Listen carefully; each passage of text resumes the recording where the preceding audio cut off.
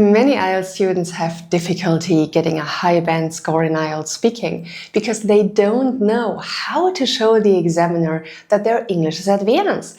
But how do you show the examiner your English skills? This is what you will learn in this video. I give you 10 top tips you must know to score high in the IELTS speaking test. By the end of this video, you will know how to use these tips to boost your score. If you're going to take your IELTS soon, check out my IELTS materials. There, I teach you everything you need to score high. I show you step by step how to give high-scoring answers. And of course, we do many practice tests together, so you will feel confident about your test. You can find the link in the description below. And now, let's get started.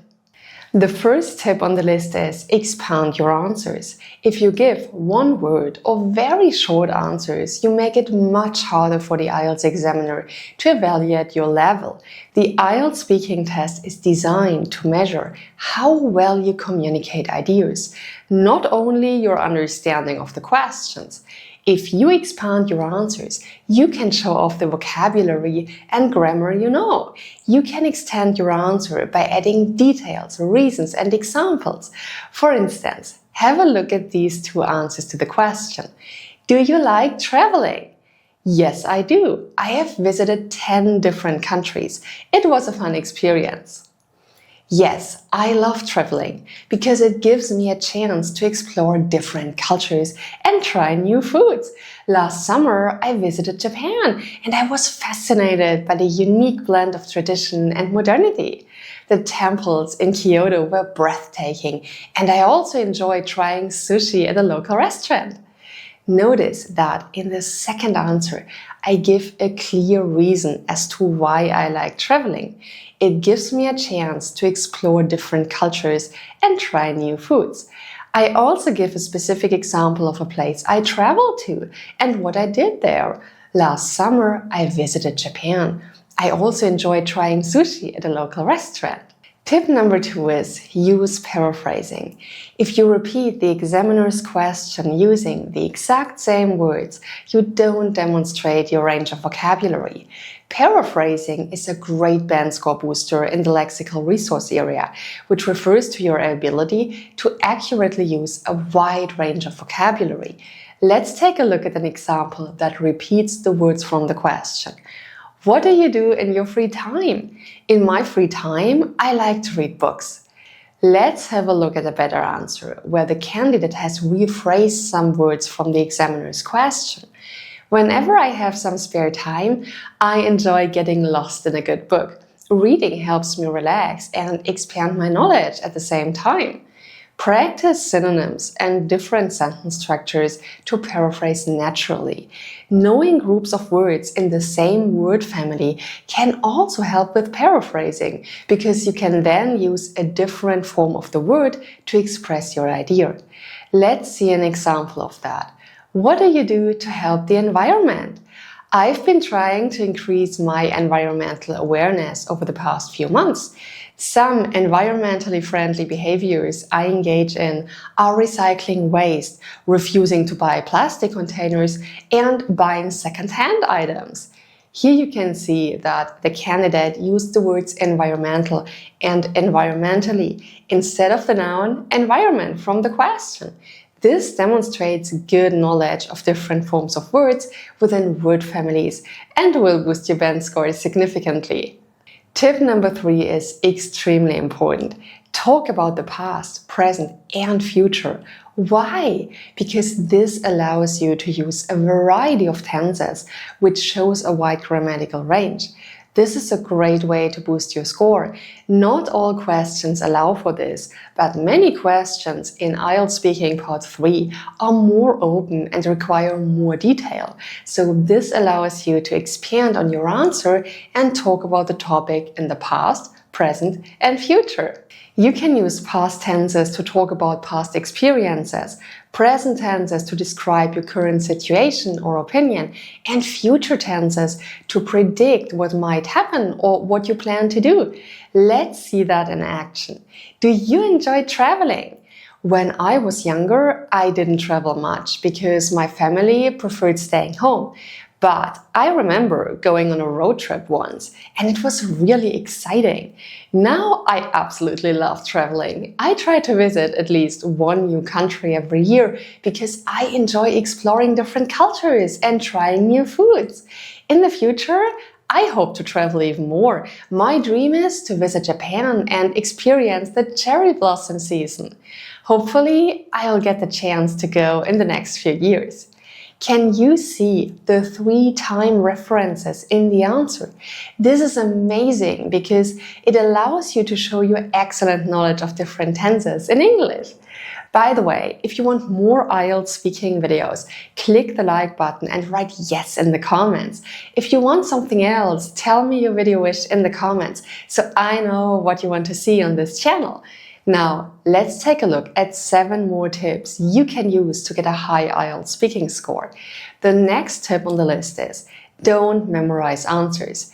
It's tempting to sit and memorize long answers to make sure you get all that high-level vocabulary and grammar in, but don't do it. The IELTS examiner can easily pick up on memorized answers and will give you a lower score. This is because IELTS is about your ability to communicate, not memorize. Memorized answers never sound natural. It's important to practice speaking naturally about different topics rather than memorizing full answers. You can do this by using real-life experiences instead of generic responses and giving personal opinions and anecdotes. A generic, memorized answer might look like this. Technology has significantly impacted our lives. It has made communication easier and improved our quality of life. Whereas a more natural answer might look like this, with personal opinions and examples from real life. I think technology has changed the way we live. For example, I can instantly video call my family who live in another country, which was impossible a few decades ago. Tip number 5 is use idioms and collocations. Idioms and collocations form part of natural everyday language. Many IELTS candidates are hesitant when it comes to using them in the exam in case they get them wrong. Of course, you shouldn't force idioms into sentences where they don't fit naturally, but it's a good idea to use them when appropriate. IELTS examiners reward candidates who use expressions commonly used by proficient English speakers. Some common idioms are related to emotions and opinions. Let's see a few in context. Do you like traveling? I love traveling. When I visited Paris last year, I was over the moon because it had been my dream destination for years. Over the moon means extremely happy. Do you think online education is better than traditional classroom learning? Well, I'm in two minds about it. On one hand, online education is incredibly convenient because students can learn from anywhere and it often provides a more flexible schedule. However, on the other hand, traditional classroom learning allows for face-to-face interaction with teachers and classmates. To be in two minds about something means you are undecided about something. My next tip is to use linking words. Linking words make your speech flow naturally and help you connect ideas. They make your answer structured and organized, which improves fluency. Look at the difference between these answers. I love coffee. It keeps me awake. I drink it every morning. I love coffee because it keeps me awake. In fact, I drink it every morning as part of my daily routine. The ideas in the second answer are connected in a better way. It's clear that the candidate is giving a reason and adding information. Make sure you're using the right linking word for the function you want to perform. For instance, there are linking words for several things. If you want to add an idea, you can say another key point is or on top of that. If you want to give examples, you can use as an example or a case in point is. Sometimes you need to contrast ideas. Here you can use on the contrary and nonetheless. And if you want to express a result, you can say accordingly or as a result. Remember that one of the marking areas is coherence and cohesion, which refers to how well your ideas flow, make sense, and are connected to each other. Using linking words really helps you in this area and will give you a higher score. Tip number 7 is correct yourself. In the IELTS speaking test, you might make mistakes when speaking. We all do this, even our first language. So don't panic, but make sure you correct yourself if you realize you've said something wrong or something you didn't intend to say. Self-correction shows awareness of grammar mistakes without a great impact on fluency. If you notice a mistake, correct it quickly and continue, using phrases to fix mistakes smoothly, like I mean, or what I meant to say was. Let's see some examples of those in context. What did you do yesterday afternoon? Yesterday I went to the park. It was really nice. Do you think public transport is better than owning a car? Well, I think public transport is more cheap. Actually, what I meant to say was that it's more affordable than owning a car, especially in big cities. If you correct yourself, the IELTS speaking examiner can see that you know how to say it correctly. So this is a great way to improve your score. Let's continue with tip number 8. Personalize your answers. Generic, that is non-specific answers are not a good idea in the IELTS speaking exam. This is because they don't seem natural. It's much easier to speak about your own experiences and stories. Personal stories sound more natural and engaging. Using real-life experiences prevents your answer from sounding too general. Compare the answers to the question, do you enjoy reading? First, the general answer. I like reading because it's interesting and there is a wide variety of books available. Now comes the personalized answer. I've been a book lover since childhood. I remember the first novel I read was Harry Potter and I couldn't put it down. That's when I realized how much I love reading. Notice that the candidate in the second answer talks more about herself.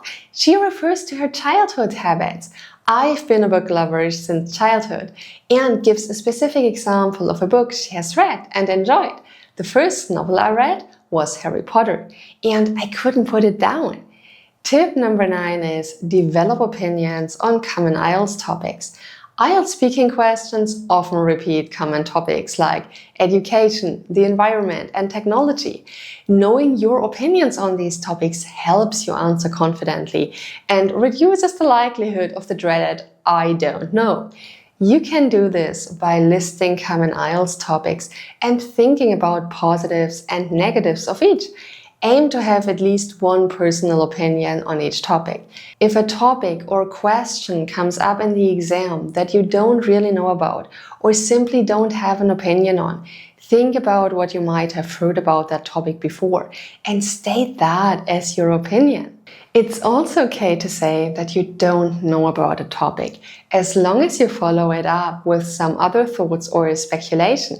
For example, you can use the following phrases to do this. I haven't given it much thought, but some people say, or I don't know much about it, but if I had to guess, I'd say, or I don't really have an opinion on this topic, but some of my friends believe. Let's see an example of one of these phrases. Do you think artificial intelligence will replace human jobs? I don't know much about it, but if I had to guess, I'd say AI might replace some jobs, especially repetitive tasks like factory work or data processing. However, I think there will always be jobs that require human creativity and emotions, like teaching or counseling. This is good because you admit that you're not an expert while still making an educated guess. It also uses speculation, might, to show that this opinion isn't fixed and that other possibilities might be true. If you don't know much about a topic, don't panic. Examiners want to hear your ability to communicate, not just your knowledge. Finally, tip number 10 is get comfortable with varying intonation and stress. Intonation refers to the rising and falling pitch of our voice when we speak. This is really important in English, as it can indicate certain emotions and intentions when we speak. Sentence stress refers to the parts of the sentence which are pronounced in a stronger way to other parts. We can change the stressed part of the sentence to emphasize something important. Here's an example of sentence stress. Do you like traveling? I absolutely love traveling. It's such an exciting experience because I get to explore new places and meet fascinating people. The highlighted words, love and fascinating, are stressed to indicate excitement and enthusiasm about travel. Let's look at an example of intonation. Have you ever tried any unusual foods? Oh wow, yes! I once tried fried insects when I was traveling in Thailand. Fried insects, pronounced with a rising intonation, might express surprise or disbelief, as for many people, this is an unusual and uncommon food. These aspects are important as you are given marks for pronunciation in the IELTS speaking exam. That's it. That's 10 tips to get a high band score in the IELTS speaking test. I hope you liked this video. Don't forget to like, subscribe to the channel and click the bell icon so you're notified when the next video comes out. Also, share this video with your friends so they can improve their IELTS score too. See you in the next video.